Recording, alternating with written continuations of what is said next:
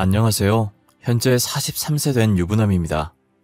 처음엔 저를 버리고 떠난 아내를 원망도 했지만 아내의 속사정을 알고 난 후 아내를 원망했던 제 자신한테 화가 나네요.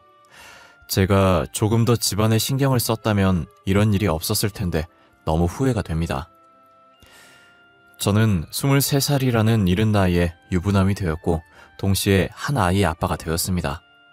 성인이 된 지 얼마 안 된 남자가 젊은 나이에 유부남이 되었다고 하면 다들 부정적으로 생각하시는데 홧김에 저지른 실수는 아니었습니다. 제 아내를 만나고 이 여자를 놓치면 안 된다, 꼭 결혼해야지 라는 확신이 있었습니다. 그러다 운 좋게 저희에게 아이가 찾아온 거였죠. 저희 부부는 고등학교 선후배로 만났습니다. 제가 3학년이었을 때 아내는 1학년이었어요. 처음엔 학교 선후배 사이에서 아는 오빠 동생 사이로 발전했어요. 저도 그렇고 아내도 그렇고 초반엔 서로에 대해서 별 감정이 없었는데 같이 있는 시간이 많아서 그런지 자연스럽게 사귀게 되었습니다. 학교에서 유명한 커플이 되었죠. 사귀는 동안 저희는 학업 성적도 놓치지 않았습니다. 저는 자동차 부품 만드는 엔지니어가 되고 싶었고 현대자동차 계열에 입사하고 싶었죠. 하지만 나름 관리했던 학교 성적이 부족했는지 관련 교내 활동이 적었는지 원서를 넣는 족족 불합격했습니다. 많이 좌절하게 되었죠. 오빠, 왜 그렇게 기죽어 있어? 꼭 관련 전공을 선택해야지만 꿈 이룰 수 있는 거 아니잖아. 그렇지만 내가 목표로 했던 학교에서 불합격 소식을 들으니까 기분이 좋진 않네. 뭐가 부족했는지 모르겠어. 성적도 전교에 있고 생활기록부도 좋은 말뿐인데 뭐가 부족한 게 있겠어. 그냥 그 교수들이 오빠의 진가를 못 알아본 걸 거야. 너무 자책하지 말고 어깨 피고 다니시죠. 계속 내가 부족했던 거라고만 생각하게 돼. 희진아, 너무 힘들다. 이제 곧 대학 원서 접수 기간도 끝나는데 이대로 고졸로 남을까봐 겁나. 걱정 마 오빠. 기회 하나가 사라지면 다른 기회가 열린대. 원장님이 그랬어. 내가 그랬지? 우리 원장님 성견지명 있으시다고. 믿어봐. 고마워. 희진이 너 덕분에 조금은 힘이 생기는 것 같아. 너도 나처럼 좌절하고 싶지 않으면 지금부터라도 열심히 노력해. 나중에 후회해봐야 소용없잖아. 아내는 저를 위로해줬고 용기를 북돋아줬습니다. 아내의 말처럼 꼭 관련 전공을 해야지만 꿈을 이룰 수 있는 건 아니라고 생각해서 제 성격으로 장학금 받을 수 있는 대학의 자동차 관련 과를 선택했습니다. 그렇게 저는 졸업하게 되었고 대학을 가게 되었습니다. 저는 성인이고 대학생이어서 수업 시간이 자유로웠지만 아내는 고등학생이었습니다.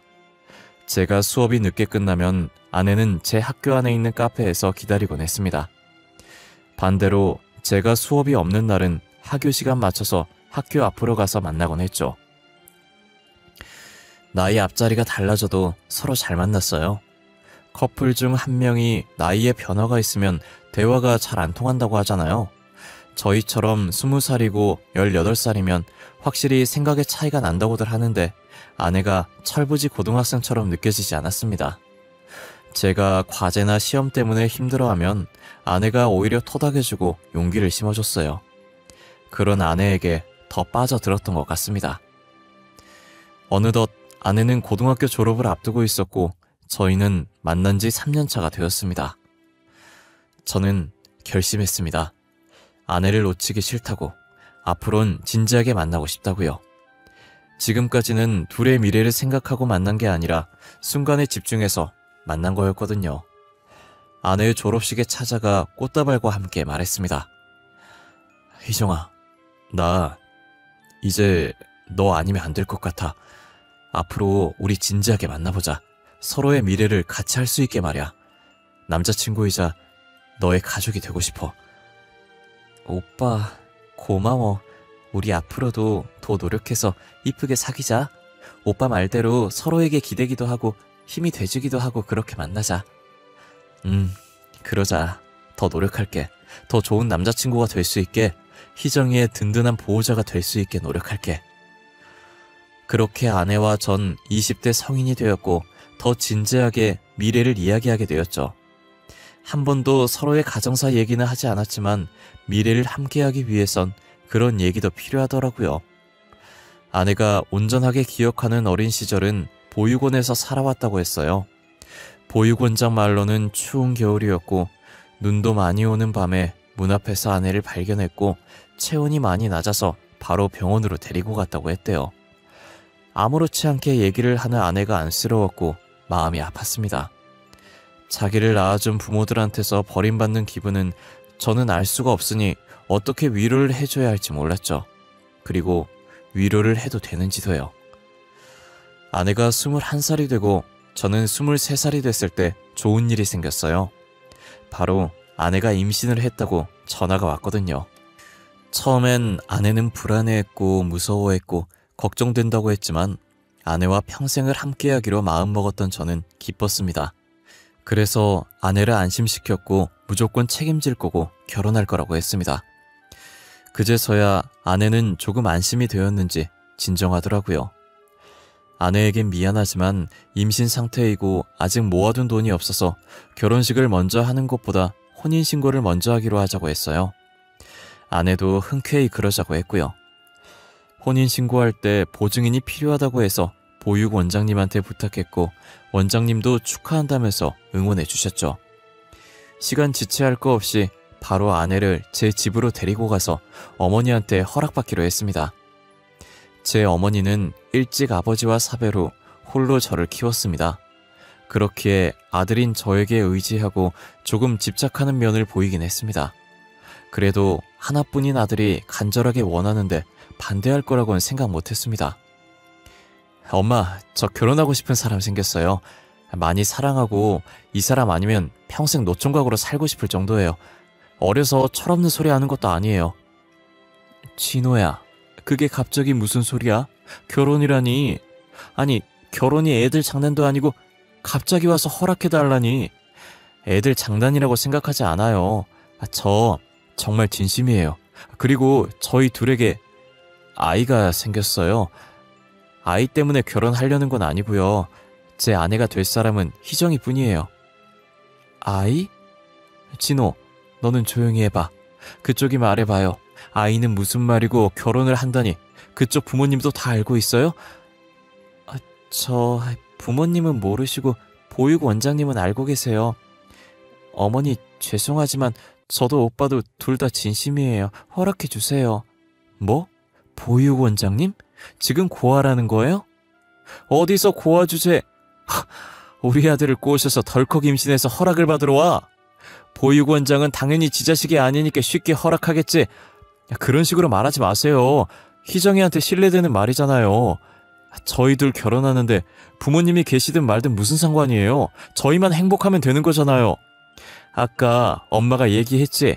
결혼은 애들 장난이 아니라고. 고아를 어떻게 네 짝으로 허락하냔 말이야. 아휴, 어디 가서 엄마 창피해서 며느리라고 소개라도 할 수 있겠니? 우리 집에 재벌도 아니고 저도 아빠 안 계시잖아요. 그렇게 치면 저도 어디 가서 떳떳하지 못할 입장이라고요. 네 아버지는 돌아가신 거잖아. 너랑 저 여자랑 상황이 같다고 생각해? 철없이 굴지 말고 정신 차려, 진호야. 어? 그쪽도 정신 차려요. 이 결혼이 말이 된다고 생각해요? 더 늦기 전에 아이는 지우고 각자 살 길 찾아서 떠나요. 엄마, 지우라니. 그게 더 말 안 되는 소리예요. 한 생명을 어떻게 그렇게 쉽게 말할 수 있어요. 저 엄마한테 오기 전에 이미 혼인신고하고 왔어요. 돌이킬 수 없어요. 그만 포기하시고 허락해 주세요. 뭐? 뭘 했다고? 아이고 부처님, 어떻게 하려고 넌 혼인신고부터 한 거야? 너 정말 저 여자 책임이라도 질 셈인 거야? 진호야, 한순간에 치그려 결정할 문제가 아니야. 응? 잘 생각해봐. 저희 둘 고등학생 때부터 교제했어요. 벌써 4년이나 만났어요. 그 정도면 충분히 겪어봤고 희정이에 대해서 알 만큼 알아봤다고 생각해요. 제 인생에서 여자는 희정이 뿐이고 아내가 될 사람도 희정이 뿐이에요. 너 나중에 네 선택에 후회하지 마. 무슨 결혼 허락을 받으러 온 게 아니라 통보구만. 에휴. 혼인신고를 먼저 했다는 말에 어머니는 배신당한 얼굴을 하고 저를 쳐다보셨고 더 이상 반대를 하지 않았어요.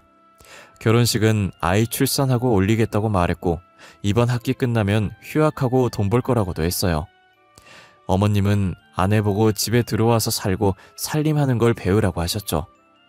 그렇게 해서 저희 둘은 어머니와 같이 살게 되었습니다. 아내는 학교를 자퇴를 하게 되었고 저는 1학년 2학기를 마치고 바로 휴학을 했습니다.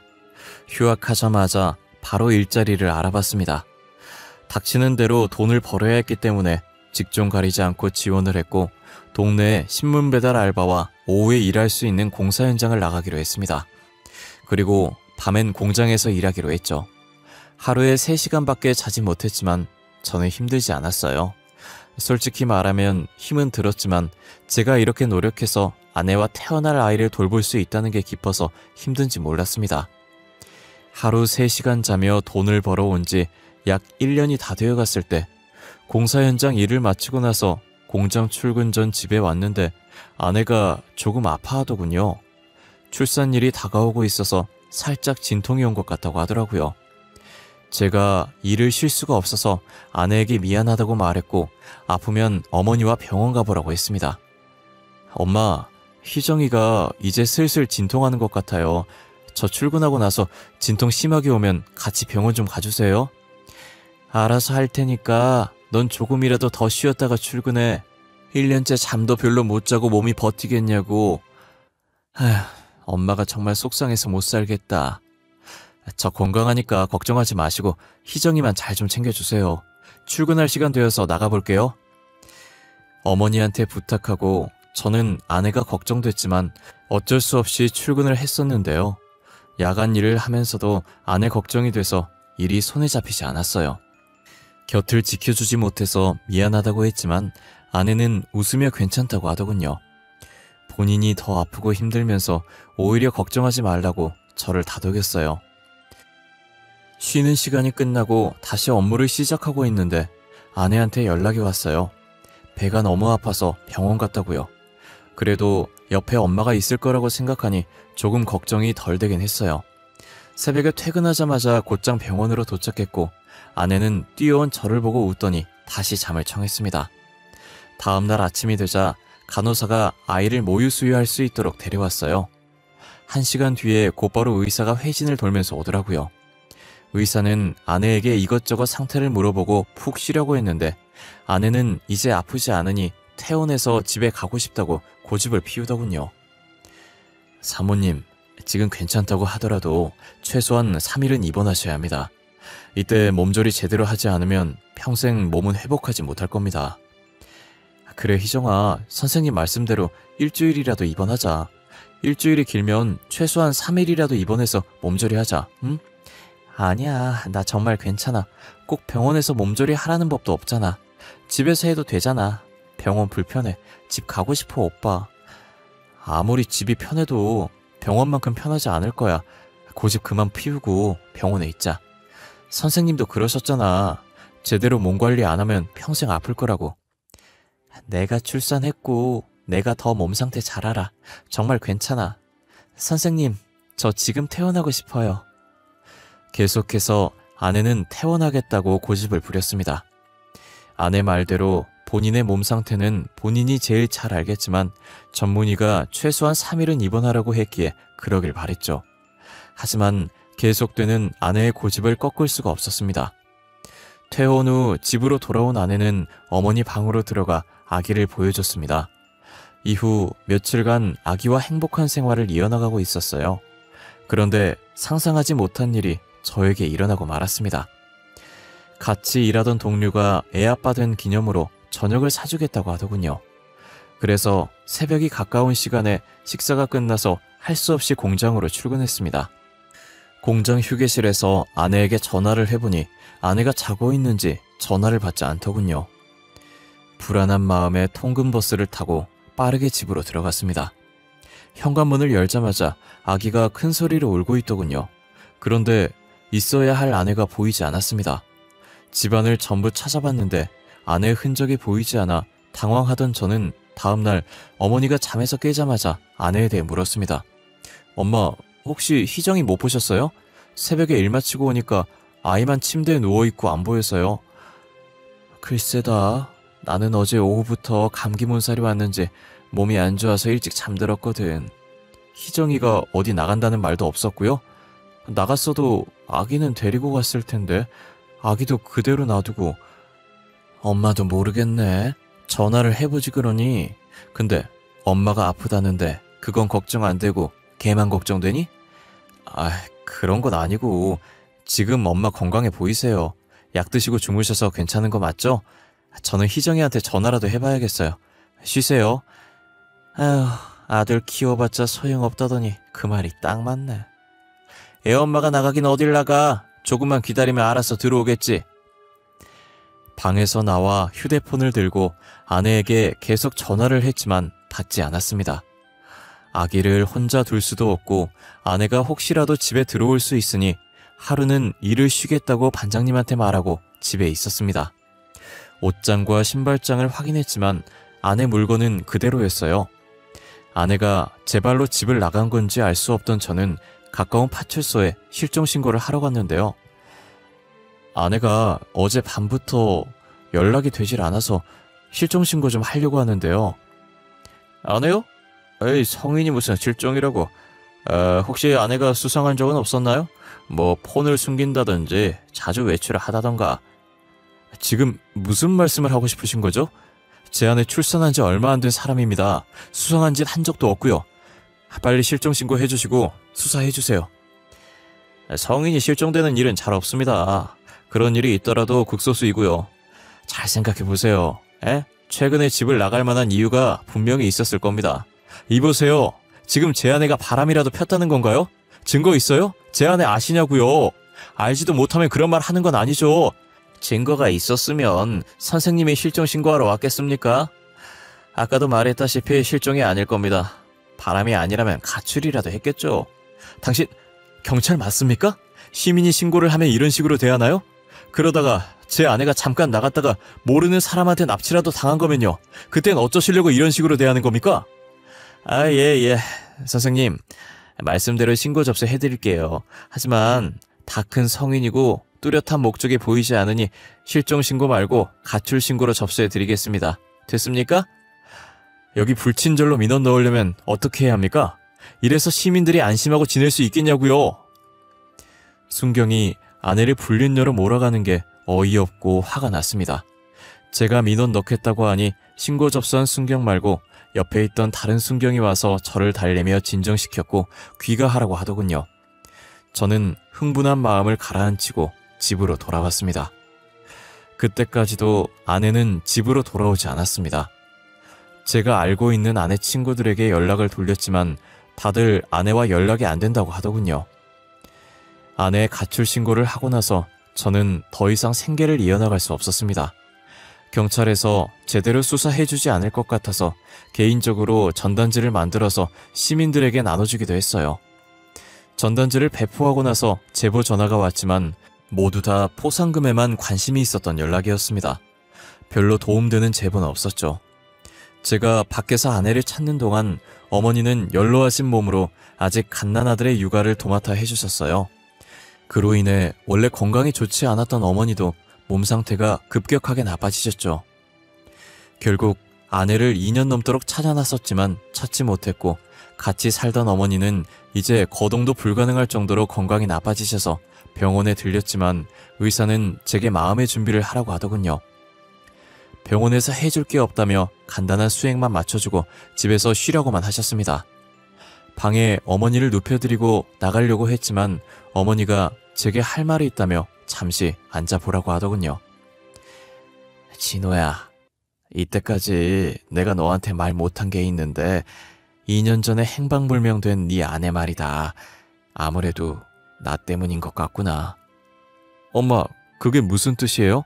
희정이가 집 나간 게 엄마 때문이라뇨. 자세히 말 좀 해주세요. 너희 둘 임신했다고 찾아와서 허락해달라고 했을 때 그의 가족 사정을 알고 애기 핑계로 네 앞길을 막는다고 생각했어.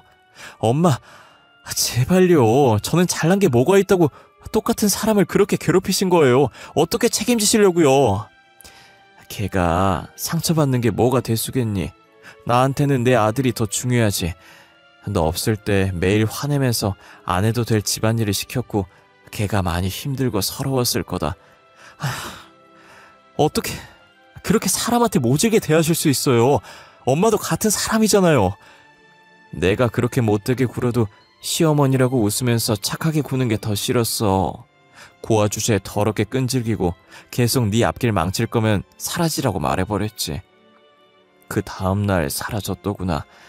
네가 힘들어하고 괴로워하는 모습에 후회 많이 했어. 그래서 속죄하는 마음으로 손주를 키워왔어. 어떻게 그 말을 지금에서야 하는 건데요? 제가 그동안 얼마나 아내가 돌아오길 기다렸는데 이제 양심 고백이라도 하시는 거예요? 미안해. 엄마가 너무 어리석었어. 내가 살아있는 동안 그 아이를 찾았다면 용서를 빌고 싶었는데. 저는 더 이상 어머니의 말을 듣기 힘들어 집을 나와버렸습니다. 아내가 집에서 그런 취급을 받았을 거라곤 꿈에도 생각하지 못했어요. 그런데도 힘든 티 전혀 내지도 않고 꿋꿋이 혼자서 견뎌온 아내 모습이 머릿속에 그려져서 미칠 것만 같았죠. 그깟 돈이 뭐라고, 돈 버는 게 뭐가 대수라고 집안일에 대해서 이렇게 까막눈이 되었는지 남는 건 상처와 후회밖에 없었습니다. 공원에서 홀로 앉아 3시간 동안 스스로를 자책하고 어머니를 미워했다가 귀뜸이라도 해줬더라면이라고 일어나지 않는 일들을 생각했어요. 격해진 감정을 가라앉히고 아내에게 모질게 굴긴 했어도 저를 낳아준 어머니이기에 상태가 걱정돼서 집으로 들어갔죠. 방문을 열어보니 어머니는 눈을 감고 있었는데 불안한 마음에 가까이 다가갔습니다. 숨소리가 들리지 않더군요. 본능적으로 휴대폰을 들어 119에 신고를 했어요. 의사가 마음의 준비를 하라고 했지만 준비할 시간도 주지 않고 가버린 어머니와 마지막으로 살아계실 때 나눴던 대화가 떠올라 죄책감에 숨이 턱턱 막히더군요. 정신없이 장례가 끝났습니다. 아내의 실종 신고를 했던 파출소에 전화해서 접수 취소를 해달라고 했습니다. 어머니 유품을 정리하고 어머니와 아내 둘 다 잃은 죄책감에 평생 여자는 만나지 않을 거라고 다짐했어요. 아이가 어린이집에 맡길 수 있을 나이가 되자 이제 변변찮은 아르바이트가 아니라 제대로 된 회사에 취직하고 싶다는 생각이 들었습니다. 그래서 대학교에 다시 복학해서 2년을 공부해서 졸업장을 받았고 자동차 정비 전공을 살려 정비소에 취직하게 되었죠. 아들도 커갈 동안 저는 그 정비소에서 5년 동안 일했습니다. 사장님도 제 사정을 모두 알고 계셔서 아들이 정비소에 놀러 오게도 해주셨죠. 돈 벌겠다는 의지로 5년 동안 정말 열심히 일했습니다. 그렇게 5년 동안 습득한 노하우와 지식들로 제 명의로 정비소를 차리는 데 성공했습니다. 직원도 고용하고 사장이 되다 보니 집에서 혼자 있는 아들에게 더 집중할 수 있었어요. 안녕하세요. 준이 아버님이시죠? 반갑습니다. 저는 준이 담임을 맡고 있습니다. 예, 안녕하세요, 선생님. 우리 준이는 학교 생활 잘 적응하고 있나요? 아이가 조금 소심한 것 같아서 걱정되네요. 집에선 소심한가요? 반에선 전혀 안 그러거든요. 친구들하고도 잘 지내고 얼마나 활발한지 몰라요. 그런가요? 다행이네요. 수업은 잘 따라오나요? 애를 따로 선행학습은 시키지 않거든요. 선행학습하는 아이들도 있긴 하죠. 그런 아이들만큼 빠르진 않지만 그래도 뒤처지진 않아요. 준이가 책 읽는 걸 좋아해서 그런지 어휘력도 풍부하고요. 상담 오기 전까지 안 좋은 소리 들을까봐 얼마나 걱정했는지 모르겠어요. 이제야 안심이 되네요. 학부모 상담을 할 때마다 담임 선생님들은 입이 닳도록 칭찬을 하곤 했습니다. 아들은 제 걱정이라도 아는 듯 한 번도 엇나간 적 없고 중고등학교 입학해선 반장을 놓치지 않고 2학년 땐 전교 회장 선거에 나가 뽑혔죠. 제 인생에서 제일 잘한 일 중 하나가 아들을 만난 거라고 자부합니다. 아빠, 저 여자친구 생겼어요. 같은 반이고 부반장이래요. 같은 학급일 하다 보니 많이 친해지게 됐어요. 그래? 어떤 점이 좋아서 사귀게 됐는데? 얼굴이 이뻐서 그러냐? 아들과 저는 친구처럼 편하게 대화하고 서로에게 비밀이 없습니다. 엄하게 교육하지도 않았고 직장이 바빠서 무신경하지도 않았으니 그럴 수밖에 없는 거죠. 아들도 제 노력을 알아줘서 고맙기도 했고요. 제 눈엔 당연히 이쁘죠. 일단 성격이 너무 좋아요. 계산적이지 않고 굳은 일까지 개의치 않고 하려고 해요. 조금 사려도 될 텐데. 너희 엄마도 그랬었어. 그런 면에서 아빠도 반했지 뭐야. 언제 한번 데리고 와서 얼굴이라도 보여줘. 궁금하네. 아들 애인이 어떤지. 아, 그러면 요번 주말에 시간 되세요? 시험 기간이라서 같이 공부하기로 했는데 우리 집에 살려고요. 아빠는 아들이 시간 빼달라고 하면 언제든지 가능하지. 그럼 간식이라도 해놓을까? 그날 떡볶이 해놔야겠다. 좋아요. 우리 둘 다 떡볶이 좋아하거든요. 저도 아빠처럼 빨리 가정 가지고 싶어요. 안정적인 가정. 저는 아들에게 아내의 이야기를 숨기지 않았어요. 모든 상황을 다 말하지 않았지만 아내가 아들을 싫어해서 떠난 게 아니라 아내도 어렵고 감당할 수 없는 일이 있었다는 식으로 말이죠. 아들은 겉으로 이해한다고 했는지 진짜 이해했는지 모르겠지만요. 저처럼 빨리 가정을 가지고 싶다고 하면 저는 응원할 겁니다. 어느덧 아들은 고등학교를 졸업했고 여자친구와 같은 대학교를 가게 됐습니다. 성인이 되어도 아들의 연애는 문제가 없었습니다. 그리고 여자친구를 데리고 와서 이젠 진지하게 미래를 함께하고 싶다고 결혼 전제로 만나고 싶다고 하더군요. 옛날 제 모습이 생각났습니다. 그땐 아내가 임신한 상태였지만 아들 커플은 혼전 임신을 하지 않았다는 것만 달랐어요. 또한 결혼을 반대했던 어머니의 모습도 떠올라 저는 군말 없이 허락해줬어요. 아버님, 심심하지 않으세요? 오늘 준이랑 영화 보기로 했는데 같이 보실 수 있나 해서 전화드렸어요. 둘이 데이트하지. 괜히 끼어드는 거 아닌가 모르겠네. 굳이 아빠 안 챙겨도 돼. 챙기는 게 아니라 제가 보고 싶어서 그래요. 아버님 못 본 지 2주일이나 지났잖아요. 이러다 얼굴 까먹겠어요. 벌써 얼굴 안 본 지 2주나 됐다고? 그래, 같이 영화 보자. 밥은 아빠가 사줄게. 준이가 그러는데 아버님 쌈밥 좋아하신다면서요. 저도 좋아하는 음식이거든요. 영화관 근처에 맛집 있어요. 거기서 저녁 먹어요, 우리. 그래, 너희들 어디 있니? 아직 영화관 안 갔으면 아빠가 데리러 갈게. 아니에요. 이미 영화관에 있고 표도 예매해놨어요. 아버님만 오시면 돼요. 어느 날은 예비 며느리는 영화 보자며 불러냈고 본인이 저를 보고 싶다고 애교를 피웁니다. 또 다른 날은 전라도로 음식 여행을 가는데 맛있는 게 너무 많다며 같이 가서 먹자고 제안하기도 했고요. 여행 갔다 오면 항상 제 선물을 사옵니다. 남을 잘 챙기고 계산적이지 않다는 아들 말이 맞았습니다. 하지만 전 왜 애비 며느리를 보면 누군지는 모르지만 계속 누구를 닮았다고 생각이 들더군요. 아들 커플은 고등학생 때부터 지금까지 3년간 연애를 하고 21살이 됐을 때 정식으로 결혼하고 싶다고 인사받더라고요. 저는 묻지도 따지지도 않고 그러라고 했습니다. 그리고 결혼 비용은 신경 쓰지 말고 하고 싶은 대로 하라고 했죠. 아내와 올리지 못한 결혼식을 아들이라도 제대로 치렀으면 좋겠다는 마음이 있었거든요. 결혼 전제로 만났을 땐 둘이 그럴 일은 없겠지만 헤어질 수도 있다는 생각에 가정사에 대해서 물어보지 않았지만 형식적으로 물어봤어요. 어떤 집안이든 상관없이 반대를 하지 않을 거니까요. 저 보육원에서 컸어요. 그 부분이 조금 걸리죠. 아유, 괜히 아빠가 미안하구나. 그런 거 신경 쓰지 않으니까 걱정하지 마. 준이도 온전한 부모님 밑에서 큰 거 아니잖니. 그래도 준이는 아버님이라도 계시잖아요. 저는 두 분 다 안 계시니까요.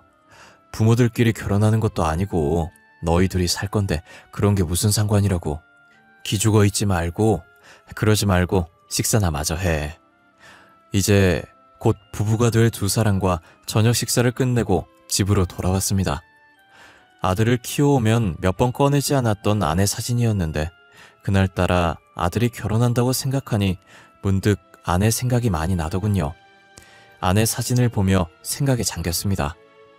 그러고 보니 예비 며느리를 보면서 계속 누군가를 닮았다는 생각이 들었는데 젊은 시절 아내가 떠오르더라고요. 결혼 허락하고 나서 2달 후 형식적인 상견례 자리를 마련했다고 하더라고요. 시간에 맞춰 식당으로 가니 예비 며느리는 보육원에 일이 생겨서 보육원장이 늦을 것 같다고 양해해달라고 했습니다. 저희 셋은 먼저 식사를 하게 되었죠. 아버님, 조금 피곤해 보이세요. 무슨 일 있으셨어요? 눈도 충혈되셨고요. 요즘 경기가 안 좋아서 매출이 조금 줄었거든.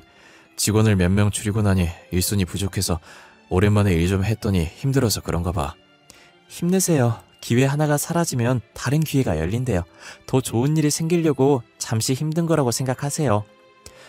마지막에 예비 며느리가 했던 말이 계속 귀에 맴돌기 시작했습니다. 그 말은 저에게 안 좋은 일이 생기고 힘들어하고 주춤거리면 아내가 용기를 북돋아주기 위해 자주 해줬던 말이었습니다. 토씨 하나 틀리지 않고 저렇게 말하는 사람이 몇이나 있을까요? 세 사람의 식사를 다 해도 보육원장은 나타나지 않았습니다. 보호하고 있는 아이가 보육원 앞에서 교통사고를 당했다고 하네요. 크게 다친 건 아닌데 오늘은 못 뵐 것 같대요. 죄송해요 아버님, 어렵게 시간 내주셨는데. 아니야, 그 아이가 무사하다고 하니 다행이네. 다시 이런 자리 만들지 말고 주소랑 전화번호 주면 아빠가 따로 만날게. 어떻게 그래요? 두 분은 처음 보시는 거고 결혼 허락 후 정식으로 처음 인사드리는 거잖아요. 아니야, 거창하게 상견례 할 게 뭐 있어. 이런 건 그냥 형식적인 거잖아. 내가 따로 가겠다고 미리 말만 해놔. 정말 말도 안 되는 상상이고 확률이 희박하다고 생각하지만 분위기도 많이 닮았고 아내가 저한테 했던 말을 며느리가 똑같이 했다는 사실에 일말의 기대감이 생겼었어요. 정말 혹시 하는 마음에 며느리에게 보육원 주소를 받아 찾아갔습니다. 별빛 보육원이라고 써져 있었고 폐교를 리모델링해서 지은 보육원이었고 1층 복도를 걸어가니 원장실이 나왔습니다. 원장실 문이 살짝 열려 있었고 원장이란 사람이 소파에서 누군가와 통화하고 있었죠. 뒷모습이 익숙했습니다. 어쩜 20년이 지나도 단번에 알아볼 정도로 그대로였습니다. 보육원 원장은 제가 그토록 찾아 헤맸던 아내였습니다. 저를 발견한 아내는 많이 놀란 듯 굳어 있었고 정신을 차린 아내는 묻지도 않고 종이컵에 믹스커피를 타서 제 앞으로 가져다 줬습니다. 서로 무슨 말을 먼저 해야 할지, 누가 먼저 입을 열어야 할지 망설이고 있을 때 아내가 먼저 입을 열었죠.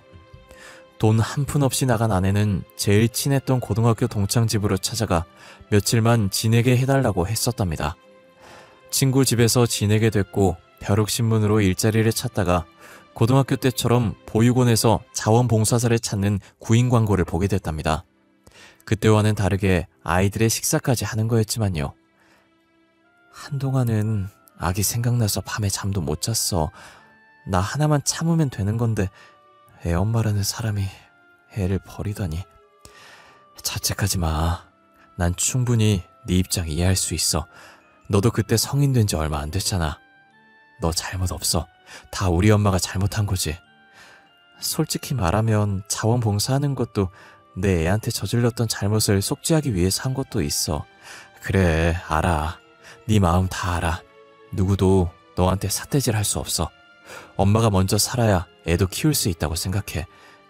아이한테 미안하지만 다시 그 상황이 된다면 그 지옥 같은 시집살이 생활로 돌아가지 않았을 거야.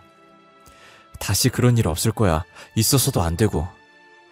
희정아, 내가 더 미안하다. 돈 벌어서 네가 원하는 결혼식 올려주고 싶었어. 그래서 너한테 무슨 일이 있었는지 신경 쓰지 못했어. 오빠가 왜 미안해.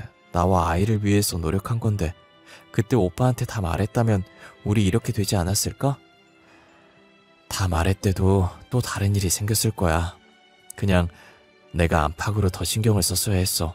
너를 행복하게 해주겠다고 했는데 그러지 못해서 너무 미안해.